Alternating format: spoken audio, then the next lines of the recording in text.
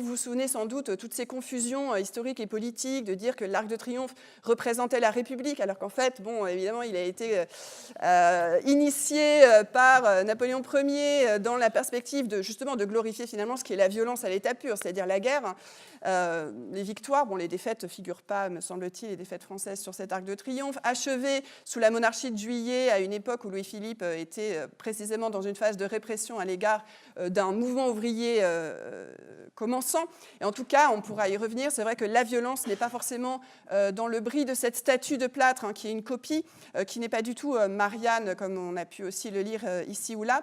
Mais en tout cas, la violence est ailleurs et c'est aussi une violence sociale que fait émerger, que met au jour cet événement dans un peuple en colère, comme c'est dit ici.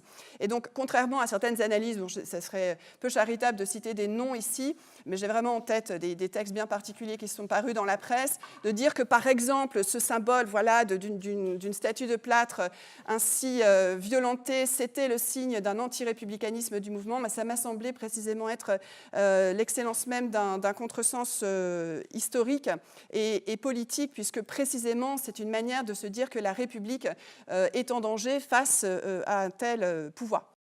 Cette demande d'argent dans la forme fiscale ou dans la forme du salaire, ils sont complètement liés à la nouvelle forme d'exploitation, qui est une exploitation sociale. Une exploitation pas seulement de la production, mais de la reproduction et de la circulation. C'est celui-là le moment tout à fait central. Dans la révolte des Gilets jaunes, la valorisation du travail est centrale. Mais c'est la valorisation du travail de la production sociale. Et c'était évident que les syndicats ont été en énorme difficulté.